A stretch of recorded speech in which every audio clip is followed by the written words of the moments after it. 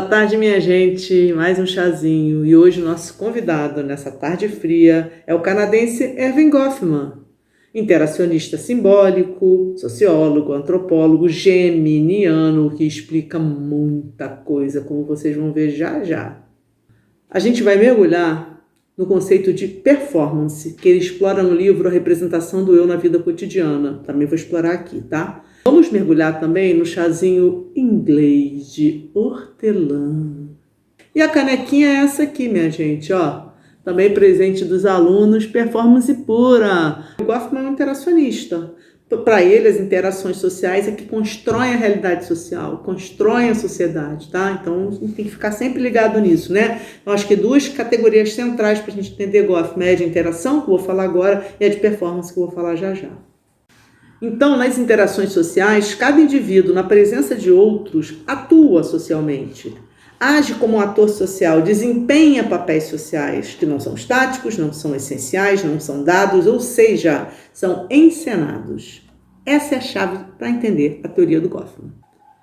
E para dar conta da sua teoria, Goffman vai se valer de uma série de metáforas, de uma gramática do teatro, né? Uma linguagem teatral. Então ele vai entender a interação como encenação, como dramatização, né? A vida como drama social. Então vamos ficar ligados que a partir de agora eu vou acionar uma série de palavras desse repertório ligado ao teatro e à dramaturgia.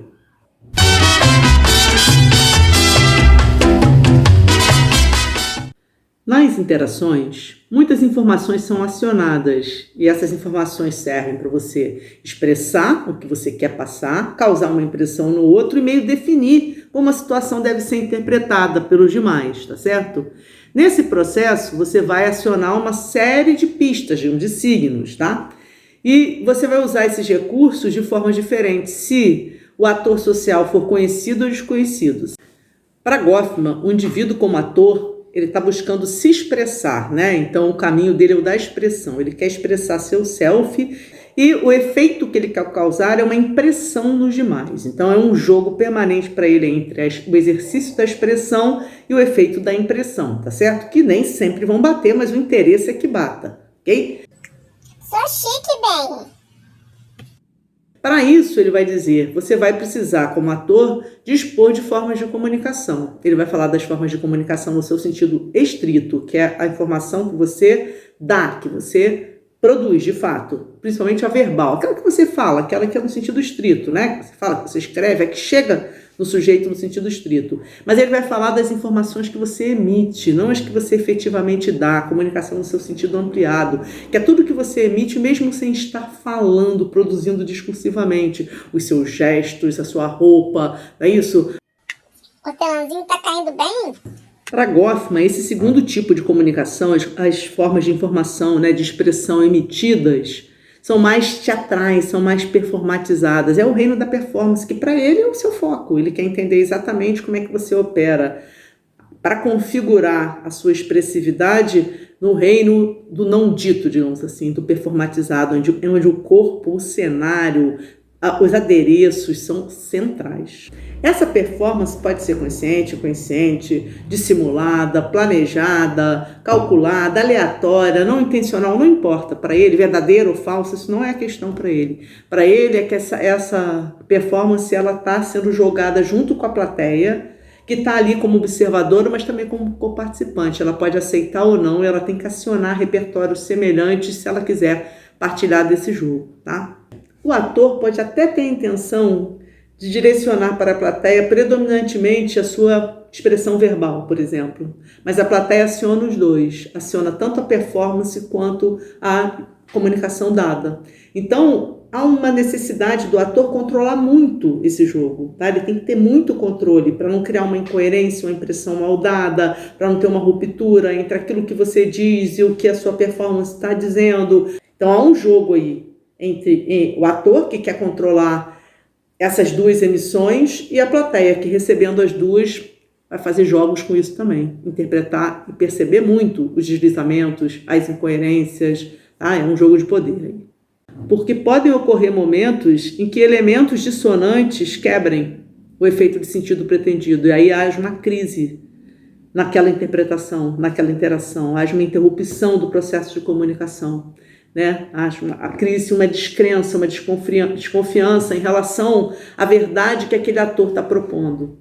Para evitar a crise, né, essa interrupção no processo de comunicação, a desconfiança, a descrença, você tem uma série de estratégias defensivas, em que você já antecipa, procura colocar elementos que vão apoiar o que você está falando, que vão referendar o que você está falando, e estratégias protetoras, em que outros protegem aquele ator, né? Ou você protege a ação dos outros, tá? Por isso ele vai falar muitas vezes do trabalho em equipe, a equipe da performance, a equipe da comunicação, tá? Em que um vai ajudando o outro na composição da cena.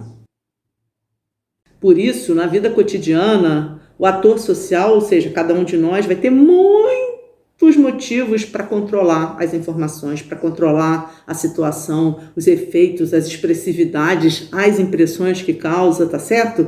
Por isso, para ele, a gente está diante de um problema dramatúrgico, de um problema mesmo de encenação e performance. O controle é esse.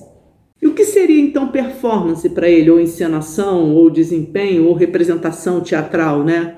Então, todo o repertório que eu aciono, toda atividade que eu faço numa interação visando influenciar o outro. Porque para ele, na performance, o ator social está desempenhando papéis sociais, ele está personificando, ele está virando uma personagem, uma persona, ele está usando máscaras, no sentido teatral mesmo. Não é ele realmente, é ele personificando uma personagem na interação visando o efeito de sentido. Só que na vida cotidiana a gente embaralha, a gente não separa o personagem do ator, o indivíduo, né, da pessoa. Isso já vem totalmente misturado. O que seria a fachada, que ele vai falar toda hora? A fachada é exatamente o momento da ação. É como se fosse, usando uma imagem, o palco, onde está desenrolando a cena, a encenação. Então a fachada é onde está se dando a encenação, onde tem o ator, onde tem os atores, a plateia, onde está se encenando, tá? Aquilo onde está todo mundo vendo. É o momento chave da interação mesmo, a fachada. E é na fachada que o ator utiliza um equipamento expressivo. E para ele você tem aí o cenário. O cenário inclui tudo que está presente no momento da interação. E o cenário é um ambiente, tá? E aí a fachada também, além do é uma fachada externa, e aí a fachada pessoal, que são todos os elementos que são do sujeito, do indivíduo para compor a fachada. Segundo Goffman, exige-se uma coerência na fachada. Você quer uma coerência, o público, vamos dizer assim, para a fachada funcionar bem, a encenação funcionar bem, você quer uma coerência entre o ambiente, ou seja, a fachada exterior, e a fachada pessoal. Tá? Então você quer uma coerência entre o ambiente, ele vai falar entre a aparência e as maneiras do sujeito. Chegamos no nosso final. Vou falar mais disso no papinho, como eu já falei, vou aprofundar bastante, aqui foi uma palhinha. E eu quis mostrar como para Goffman, nas interações através das fachadas, os sujeitos performatizam a situação visando causar uma influência, um efeito de sentido, uma impressão nos demais, tá? E isso é um jogo intenso de controle, revelação, desmascaramento, mascaramento, né? Você está diante de um envolvimento entre os atores e a plateia não passiva, coparticipante, mostrando que a realidade é muito escorregadia, muito fluida e requer muita estratégia, certo? Porque estamos diante de um processo de comunicação através do qual construímos a realidade na qual vivemos. Tudo que a gente faz é performático, gente. Tudo. Todas as nossas escolhas, da roupa às palavras que a gente vai usar, de como a gente senta, aonde a gente senta, com quem a gente conversa, tudo. Hoje, por exemplo, para fazer esse chazinho, não só escolhi o próprio chá, a xícara, o ambiente, como eu pretendia fazer em outro lugar, como eu já falei, eu queria fazer lá sob as árvores, para que dê uma coisa mais descolada e tal. Não deu, porque o vento frio, esse dia friorento, acabou com o meu planinho. Para vocês verem, nem tudo dá para controlar. É pra gente, ficar ligado. Beijo, minha gente!